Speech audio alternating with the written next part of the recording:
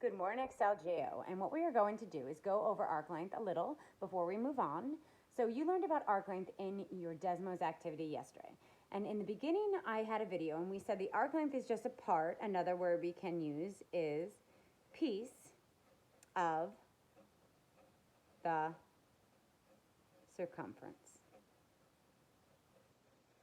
It's a piece of the circumference of the circle. So now when we talked about arc length, it's slightly different than the measurement of the arc. We said the measurement of the arc is in degrees. Arc length would be the distance. So if I look at this, the arc length, we should have learned that on our Desmos activity, is the distance between 2 points on a circle. So it's a distance between, in this case, A and B. All right, that's the arc length. And that is a piece, a part of the whole entire circumference. So it's a percentage of the circumference, not 100%, but a percentage of it. So if I want to find AD, what we need to do is first find the measurement of the arc. Now remember, our measurement of our arc is equivalent to a central angle. The central angle here is DRA. So the measurement of arc AD equals the measure of angle DRA. And in both cases, that means the measure of that arc AD is 45 degrees. Now, in order to find arc length, the equation that you should have noticed is your arc length, looking at your Desmos, should have been the circumference, 2 pi r, times. Now, there's two ways you could have written this. It could have been the arc length, the measurement of the arc, over 360. So the measurement of the arc AD over 360, which is the total number of degrees in a circle. Or you could have written it as 2 pi r, the measure of the central angle, over 360. Now in both cases, the measurement of the arc and the measure of the central angle for that arc would be equivalent. All right, guys? So that's what we have there. Let me make sure. Oh, gotta make sure you can see it. There you go. Make sure you can see it. So the two ways for arc length would be you'd have 2 pi r times the measurement of the arc over 360, or 2 pi r times the measurement of the central angle over 360. So if you take a look here, the measurement of arc AD is 45. The central angle DRA is also 45. So when I found this, I would say the length of AD would equal 2 pi r being the radius, which is 3, times 45 over 360.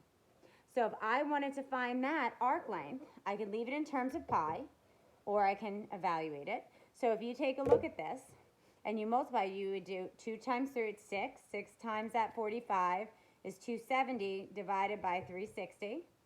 And that would be, if you reduce that, that would be 270 over 360 would be 3 pi over 4. And that would be centimeters. Now that's if you left it in terms of pi. Okay, guys, if you evaluated it and you put it in 3 times pi divided by 4, it would be approximately 2.356 centimeters. All right, guys? All right. So this is the main thing that we need to emphasize. You need to make sure that you have the correct arc length formula. So right here, make sure you have the correct arc length formulas from yesterday. All right, guys? So let's take a look. We're going to keep on using that arc length formula. So let's go to the other side. Let's flip it. All right, guys. Make sure we can all see. All right, here we go. So now I want to find AD. And again, find the arc length at each of the following. I want to find AB. So they want you to find AB. So we look at that angle measurement or that arc measurement. That's 80. Your radius is 4. So your arc length of AB, the distance between point A and B on the circle, would be, in this case, 2 pi times 4 times 80 over that 360. So let's take a look. You have 8 pi, 8 times 80. So you're getting pi, 8 times 80 is 160 over 360. We can reduce that What is 160 over 360 reduced to? It reduces to 4/9. So this is the same as saying 4 pi over 9 centimeters. You can leave your answer there, or we can evaluate it, depending on our problem. Now, the only time you absolutely have to leave it there is if they say leave your answer in terms of pi. This means in terms of pi, leaving it in terms of pi. That is approximately 1.396 centimeters. All right? Now let's take a look at 2. Now 2, they're asking me for the arc length of CD. I do not, right now, know the central angle or the arc measurement, but I can easily find it out. Given that this degree is 62, I can say 180 minus that 62, and I get my angle here to be 118. So angle COD, that central angle is 118. If the central angle is 118, the measurement of arc CD is also 118 degrees. Remember, measurement of the arc is in degrees. Arc length is going to be, in this case, in meters. So now again, we do our arc length. If I want to find the distance between C and D along the circle, it is part of my circumference. So I have my circumference formula. 2 pi times 2.5 equals the arc measurement, which is 118, or the central angle, over 360. So if I look at that and I want to find it, 2 times 2.5 is 5. Multiply 5 by 118, and you should get 590 pi over 360. Now, if we simplify that, 590 over 360, you are going to reduce it only to 59 pi over 36. 10 is the only value that goes into both of them. Now, this would be in meters. If I asked you for your answer in terms of pi, you would stop right there. If I want you to simplify it or find the approximation, you can multiply 59 over 36 times pi to get it to be approximately 5.149 meters. All right, guys? All right, same thing for our next one. We're looking for arc XY, this tiny arc here. Now, I'm not given its central angle. I'm given 156 as this angle BAY. But since I know BX here is a diameter, I know that if I want to find my central angle XAY, I would subtract 156 from 180. So this here would be 24 degrees. The central angle is 24 degrees. Its intercepted arc is also 24 degrees. So our diameter is 20, so I know my radius is 10.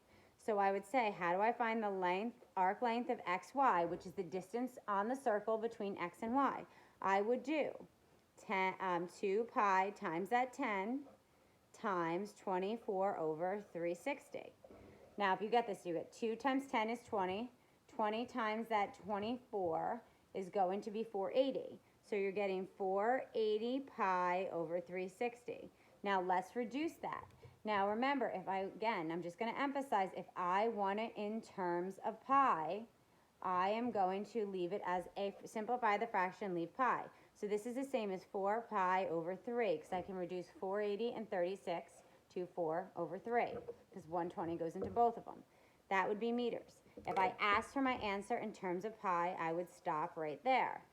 If I wanted an approximation in a decimal, I would then multiply 4/3 by pi, and I would get it to be approximately 4.189 meters. All right? Excellent. Now, you guys also had to complete the practice here. And the practice was a little different because you weren't necessarily finding the arc length each time. You might have been asked to find other things. So, for example, in our circle here, in part A, they're asking us to find the circumference of Z. Now, in order to find the circumference, we need to first know either our radius or a diameter. So in this case, I don't see my radius and I do not see my diameter, but I do see that I'm given the arc length this time. I'm given the arc length to be 4.19 inches. And I'm giving my central angle, which is also the same measurement as my arc, its intercepted arc, XY, is 40. So I know I can still utilize that arc length formula to find an unknown. But the difference is I know my arc length, but I do not know my radius in that formula. If I'm able to calculate my radius, I'm then able to find my circumference. But there's another way I can look at it. If I look at that formula, I know the arc length of xy is going to be the same as 2 pi r times 40 over 360. What is 2 pi r the same as? Well, 2 pi r is my circumference. This is my circumference right here, 2 pi r. So if I can find out what 2 pi r is, I will know what my circumference is. So I don't even have to solve for the radius. I can, and then I can plug it back into the circumference formula, or I could just find that circumference. So if I have the arc length xy, the measurement arc length xy, I have 4.19, and that has to equal my circumference times 40 over 360. So I'm solving for c here. So I'm going to multiply both sides by the reciprocal. I'm going to multiply by that 360 over 40, or you could reduce it. I mean, if we wanted to, 40 over 360, let's reduce that. All right. Guys, if I reduced 40 over 360, what should it simplify to? It should simplify to 1/9. So we have 1/9 here. So that makes my life easier. So when I solve it, I can just multiply both sides by 9. On this side, the 1/9 and the 9 cancel. I get C then to equal 9 times 4.19, and we are getting it to be 37.71 inches. And that would be my circumference. Okay? Now, if you took the extra work and found r and plugged it back into the circumference formula, you would have gotten the same answer, and that would be perfectly acceptable. All right, now here they're asking for the measurement of the arc. And the one thing I want to emphasize is when you see that M and they're asking for the measurement of arc RS, this is in degrees. Arc length is a length. It has inches, centimeters, any type of unit. But when I see a measurement in front of my arc, I'm looking for the degree measurement of that arc. So when I look at RS here, I'm given RS. I'm given the arc length, not the degree measurement. All right, and I'm given the radius. So when I look at that formula, I know that arc length of RS is going to equal 2 pi r times the measurement of my arc, which is what I want to find, measurement of RS over 360. So let's plug in our knowns. I know the arc length is 44. I know the radius is 15.28. And now I'm actually going to solve for the degree. So in this case, you're not going to leave it in terms of pi because we don't want to have a degree in terms of pi. So we are going to evaluate. So if I look at this 2 pi times 15.28, I have 15.28 times 2 pi. That should be approximately 96.007. So now I can divide 44 by that value. And you're going to get it to be approximately 0.458 is equivalent to the measurement of arc RS over 360. And then you're going to multiply by that 360. And you'll find that the measurement of that arc RS is equivalent to 164.988 or approximately 165 degrees. All right? So we can move backwards. If we don't have a piece that's inside our equation as opposed to what we're actually, the formula is for, we just input what we know and we use algebra to solve for our unknown. All right? Now let's take a look at C. C is similar to what we did with 1, 2, and 3 up here. If I look at C, I'm looking for the length of PQ. Now if I'm looking for the length of PQ, I'm finding distance between P and Q. So we're going to use our arc length formula. I know that length of PQ will be equivalent to the circumference times our measurement of our arc or our central angle. Either one works in the formula because they are the same measurement over 360. So let's look at PQ. If I have PQ, I know I have 2 pi. My diameter that I'm trying to find PQ, my diameter is 9, but my radius therefore would be 4.5 yards. My measurement of PQ would be the same as that central angle, which is 75, and that's over 360. So let's put that, guys, into our calculator. All right, well, we can, if you wanted to, you could actually, we can put it in terms of pi first, just to go over. What does it mean to be in terms of pi? It means we multiply everything and leave it in terms of pi. So I have 9 pi times 75. So 9 times 75 would be 165. So I get pi times 165 over 360. We can reduce that. All right, so if I reduce that, I can reduce it to 15 over 8. So I know that I have PQ is equivalent to 15 pi over 8. All right, guys? Because 45 went into both of them, just to make sure that you understand what I did. And then that's in terms of pi. So I know PQ is 15 pi over 8 yards. That's in terms of pi. If I wanted to evaluate it, I would simply plug 15 over 8 times pi in my calculator, and PQ would approximately be 5.890 yards. So this would be the answer if I wanted it in terms of pi, and if I wanted an estimation, it would be 5.890. All right? All right, guys, let's look at D, radius of circle G. So we're finding the radius. It could be either, I can label it EG or GF. But again, I'm given that arc length, and I'm given the central angle, which means I'm also given the measurement of the arc. So when I look at this, I'm going to say the arc length, which is 10.5, is equivalent to 2 pi r, I don't know r, so that's my unknown, over the arc measurement or the central angle measurement, which is in both this case 150 over 360. So now I am going to solve for r. So the first thing I can do is I can divide by 2 pi. So 10.5 divided by 2 pi. Now if you input that into your calculator, make sure you put 2 pi in parentheses in the denominator.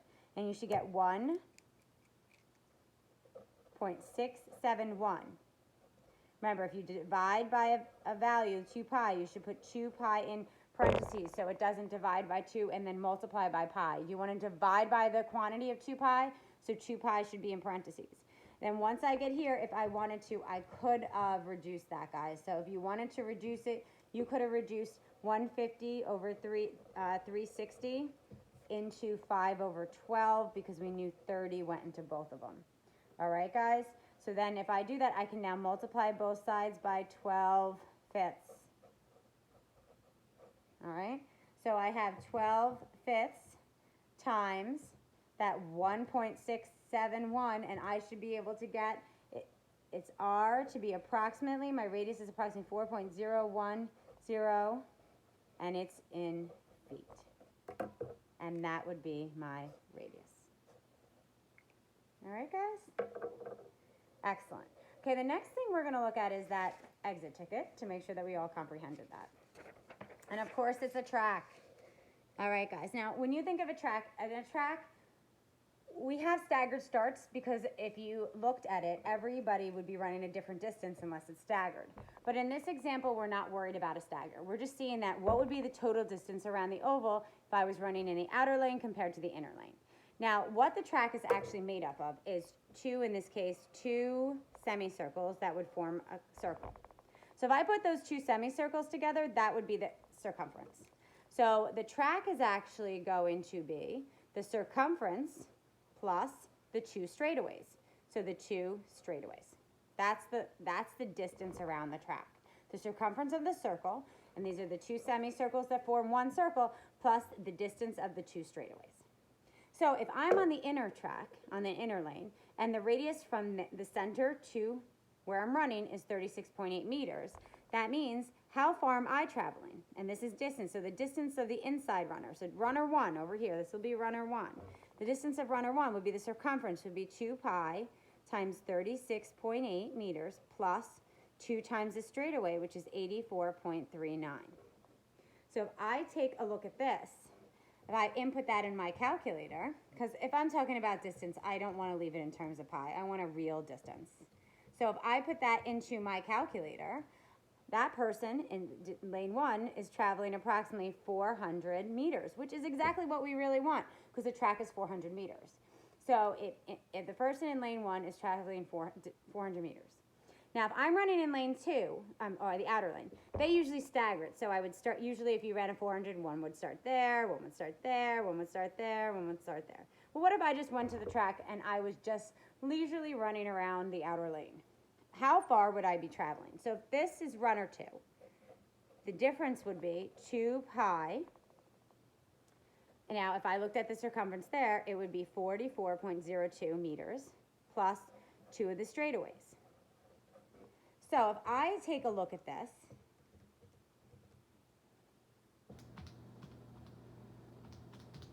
this person is traveling, if you looked at it in an approximation, let me make sure I put everything in. 445.366 meters. So about, we'll just round it to about 445 meters. So now, guys, if I looked at that, if I can now judge what the stagger is. If this is lane 1, say, and we can say that's lane 1, and this is lane 6, we'll say. You can have an 8-lane track, 6-lane track, we'll say it's 6. So say this is lane 1, and this is lane 6. I would now know that my stagger would have to be, the stagger for lane 6, to make it 400 meters, would have to have a 45-meter stagger. All right, guys? So that is your review of 10.1.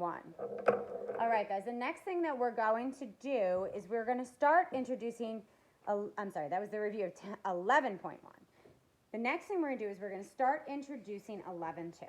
All right, guys, so you could either print it out the 11.2 notes, or you could write your notes in a notebook.